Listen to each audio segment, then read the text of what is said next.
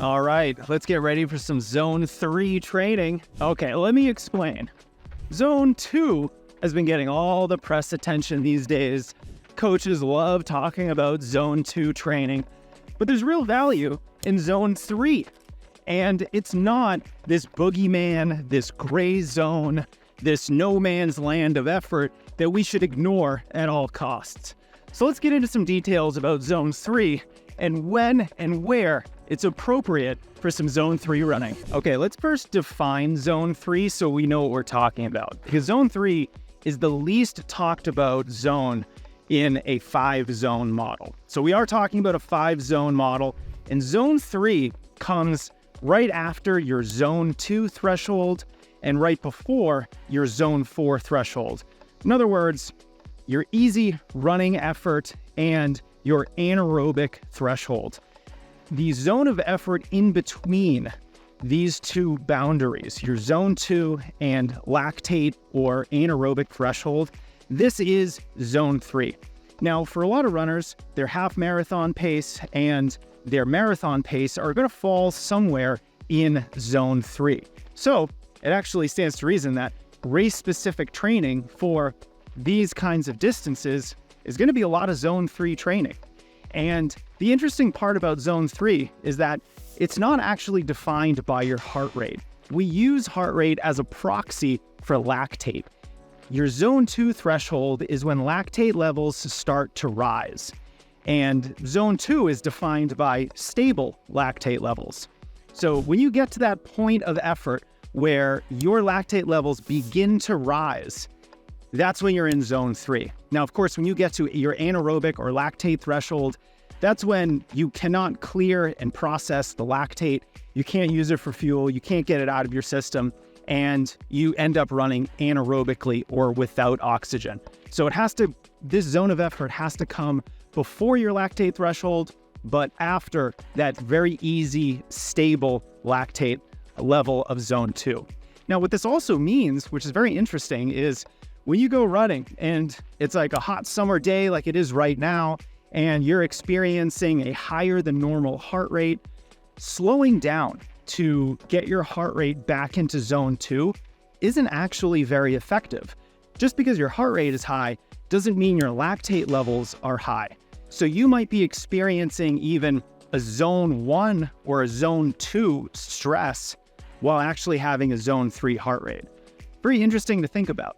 Now, your body is experiencing extra stress because of the heat, but you're not experiencing the specific stress of lactate. That's why you don't always have to slow down when your heart rate gets into that Zone 3 territory, because you're not always experiencing the lactate levels of Zone 3. You know, I'm not that big into supplements, but I do love AG1 by Athletic Greens. I consider it my nutrition insurance, helping me cover all my bases so I know I'm not missing out on anything my body needs, especially when I'm training really hard. I try to eat really well, but of course, AG1 is that extra security that gives me peace of mind over my diet. 1 scoop per day, and I'm getting 75 vitamins and minerals, prebiotics, probiotics, antioxidants, and adaptogens. You can try it out too at athleticgreens.com/Jason, and they're going to throw in a free year's worth supply of vitamin D and 5 free travel packs. Check it out at athleticgreens.com/Jason. Now, the real reason you don't want to do a lot of running in Zone 3 is the fact that there's more mechanical stress to this zone of effort. You're just running faster, so you're going to experience more impact forces. You're going to experience more wear and tear on your muscles and your joints. Now, this isn't always a bad thing. Faster running is going to help you become a faster runner, but we do want to be judicious about how much Zone 3 running we include in our training. And for a lot of runners, they're not actually going to purposefully plan in Zone 3 running. It's just going to happen by nature of cardiac drift over time during the run and them running just a little bit faster than that Zone 2 boundary. And that's okay. I just had a really good conversation on the Strength Running podcast about Zone 3. And the interesting thing about it is that for a lot of newer runners, intermediate runners, you're going to get this Zone 3 stimulus just during your easy runs. Some of the run is going to be in zone 1, some of it is going to be in zone 2, and some of it is inevitably going to be in zone 3 as you gradually, run longer distances and potentially run with friends and get pushed into a slightly faster pace. That's generally okay if you're respecting proper recovery and you really know your body. That's generally okay. The other interesting aspect to it is that for more advanced runners, you can program in longer bouts of time at zone 3 and do it in a more formal, structured way. Maybe you do a workout where 20, 30, or 40 minutes of it is at this zone 3 zone of effort. And this is going to be really great for runners who are training for longer distances, runners who are looking for a little bit more aerobic development. That's all going to be really helpful when you get in that zone 3 running. Now, no matter if you're getting your zone 3 running in an informal way, just during your typical distance runs, or if you're doing it as part of a structured workout, one of the things to remember is that, yes, you're experiencing more mechanical stress, more impact and force traveling through your legs, but you're also developing more mechanical efficiency. So there's a lot to like about zone 3. Yes, it's really specific to the half marathon and marathon paces that you're going to be running in those events.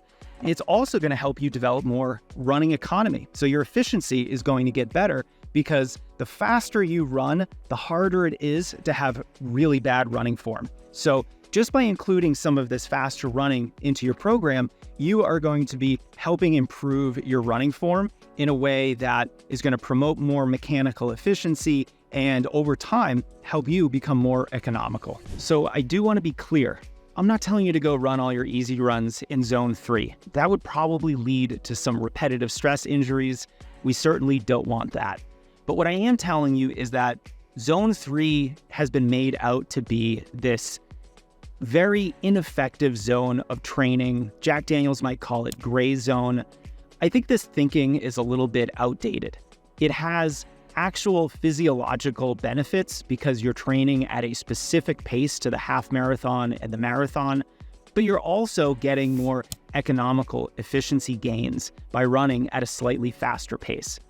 We see runners all the time at the collegiate levels and even at the professional level do workouts at this zone of effort because it's helpful, because it helps you build a bigger engine, because it really helps with aerobic development and helping you develop a better type of running technique. But we don't want to do it all the time. We want it to happen either naturally in an easy run, just as, the effort gets a little bit harder over the course of a run, or with more specific workouts. So don't freak out if some of your running is in zone 3. That's okay. We can afford to have some of our running in this zone. It is not gray zone, and it is going to benefit your running. Let's also remember one really important fact here.